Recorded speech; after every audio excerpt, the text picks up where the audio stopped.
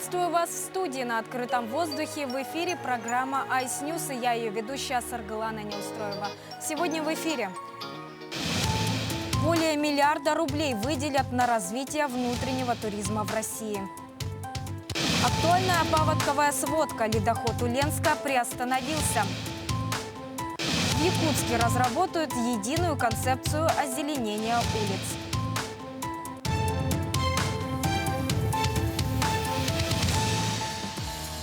Правительство России выделит 1 миллиард 200 миллионов рублей на развитие внутреннего туризма. Об этом заявил премьер-министр России Михаил Мишустин в ходе совещания с вице-премьерами. Средства направят на возмещение половины расходов на перевозки по направлениям, перечень которых определит Ростуризм. По словам премьера, поддержку также получат туроператоры, которые вывозили россиян из Турции и Танзании после закрытия границ. Это свыше 50 тысяч человек.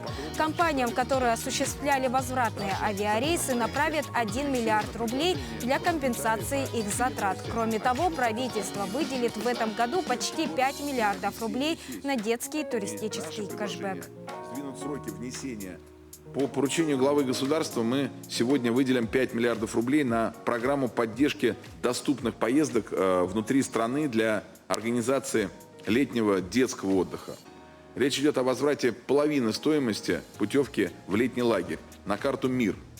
Рассчитываем, что воспользоваться этой программой до конца текущего года смогут более 370 тысяч человек.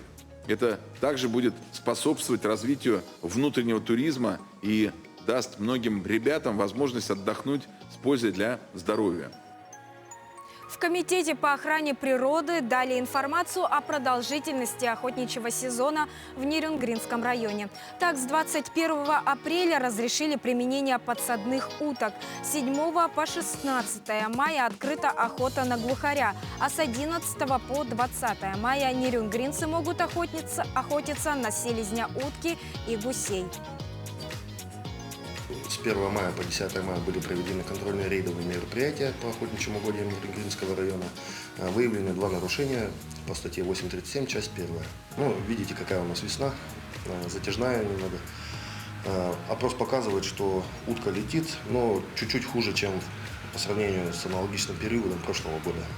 Просьба к охотникам соблюдать противопожарные мероприятия, не мусорить в лесу, не мыть машины и соблюдать правила охоты. В столице разработают единую концепцию озеленения улиц. Это принципиально новый документ, задачей которого станет не только создание плана по посадке новых деревьев, но и мероприятия по системному содержанию и уходу за легкими столицы. В создании участвуют не только специалисты администрации, но и ученые-биологи, и даже предприниматели-садоводы. Насколько реально превратить столицу в зеленый рай, и почему этот вопрос до сих пор никак не решался? Сюжет Ульяны Шагиной. То, что растет, у нас рубают. Вот это проблема. Из высаженных где-то 20-30% выживает. Это и то спасибо. Еще бы какие-нибудь акации, такие кусты. Концепция по озеленению столицы – документ не просто нужный для горожан. Его создание должно стать первым важным шагом, чтобы столица наконец-то стала зеленой. Стратегия озеленения города Якутска, она должна иметь четкие показатели на протяжении 50 лет. Мы должны себе поставить измеримые цели по количеству многолетних кустарников и деревьев, которые должны будут высаживаться и должны будут приживаться на территории города Якутска. Один из главных пунктов в новом документе – создание органа, который должен заниматься уходом за высаженными растениями. Ведь посадить – это одно. Нужно еще сделать так, чтобы растение прижилось. Причем заниматься посадкой должны специалисты. Бульвар Учителя появился в столице всего 3 года назад. Это общественное пространство – наглядный пример того, что случается с растениями, если не обеспечить им должный уход. Проектная документация изначально подразумевала здесь озеленение по всему периметру. Порядка 2000 цветников, 1500 кустарников и даже сосна обыкновенная в количестве 55 штук. Что из этого прижилось, можно увидеть собственными глазами. Здесь были применены 36 видов многолетних растений, но, как мы видим, от этого ничего не осталось, ничего не сохранилось, так как нет должного ухода. скуден и ассортимент городских деревьев и кустарников. В основном это ива прутовидная, а также березы. Биологи в один голос твердят, нужно расширять не только количество растений, но и их разнообразие. Мы предлагаем и растения, которые уже прошли длительные испытания у нас на территории Якутии, которые могут быть с успехом использованы. Например, та же самая яблоня ягодная, сирень. Мы постараемся, конечно же, учесть пожелания граждан, которые настаивают на то, чтобы сменить иву на другие более декоративные растения. Постараемся больше упор сделать на березу, на ель. Может быть, сосны будут какие-то в небольшом количестве. Рябины постараемся добавить. При этом ботанические сады сегодня не имеют возможности покрыть потребность столицы для промышленного озеленения. Для этой цели в Якутске должен появиться собственный питомник, о создании которого говорят уже много лет. Кстати, в новой концепции этот пункт также учли. Земельный участок для питомника уже нашли, пока это будет территория в 1 гектар. Ульяна Шавина, Илья Сыромятников, Якутск. Между тем, в Якутии уже несколько лет реализуется проект формирования комфортной городской среды. Именно жители городов сами решают, какие территории больше всего требуют внимания и как их благоустроить. Как проходит рейтинговое голосование по отбору общественных территорий и дизайн-проектов в Нерюнгринском районе, расскажет Ирина Кичигина. Основные цели данного федерального проекта – это сделать города более комфортными для жителей, повысить индекс качества городской среды, вдвое сократить количество городов с неблагоприятной средой, а также вовлечь граждан в процесс благоустройства городов. Сегодня мы сами можем выбрать общественные территории и дизайн-проекты для благоустройства. С 26 апреля в Нерюнгри стартовало голосование за дизайн-проект по благоустройству сквера «Западный» в районе школы номер 18. У нас действительно с детьми некуда, негде ходить, негде погулять, площадок детских дворов нет, спортивных нет. Поэтому это был бы очень хороший такой уголок уютный. Пожалуйста, все голосуйте за проект нашего сквера. Это будет самым прекрасным местом отдыха для нашего города. До конца голосования осталось всего 2 недели, но нерюнгринцы не проявляют необходимой активности.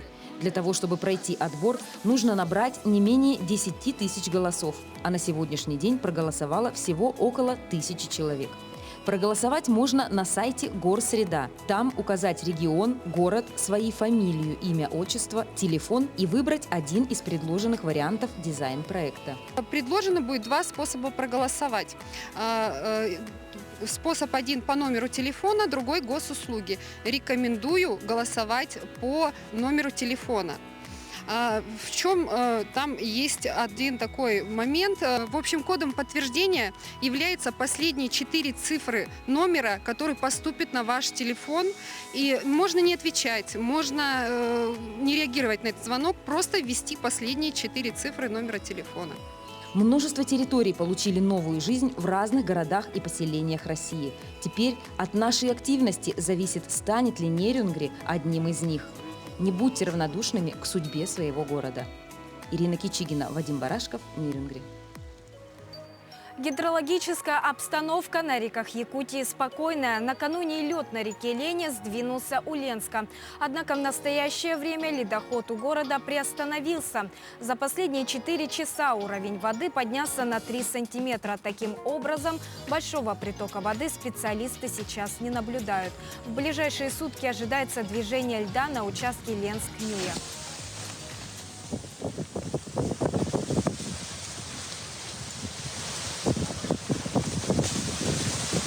Как вчера все заметили, да, лед у нас была подвижка льда в районе города Ленска. Лед приостановился, потому что уровни еще достаточно низкие. Выше Ленска там где-то образовался просто затор, и притока воды сейчас большого нет. И за последние 4 часа уровень в городе Ленске поднялся всего 3 сантиметра. Но сегодня, максимум завтра, мы ждем вот это движение ледохода на участке Ленск-Нюя и вниз до Алекминского района. По реке Амга она должна выйти уже в устье, то есть выйти на реку Алдан. А река Алдан выходит на Лену примерно по предварительным прогнозам с 17 по 20 мая. Пока все по территории продвигается достаточно хорошо, согласно прогнозам. перейдем к прогнозу погоды. В Якутске сегодня без осадков. Ветер северо-западный 3,8 метров в секунду. Температура воздуха днем плюс 15, плюс 17 градусов. На 15 мая в Анабарском, Булунском, Оленёкском, Мирнинском и Жиганском районах небольшой и умеренный мокрый снег, дождь. 16 мая в Оленёкском и на севере Мирнинского районов местами сильный, местами умеренный дождь. На западе и Нижней Лене синоптики прогнозируют порывистый ветер до 15-20 метров в секунду. Это были все новости к этому часу, но я с вами прощаюсь. До встречи.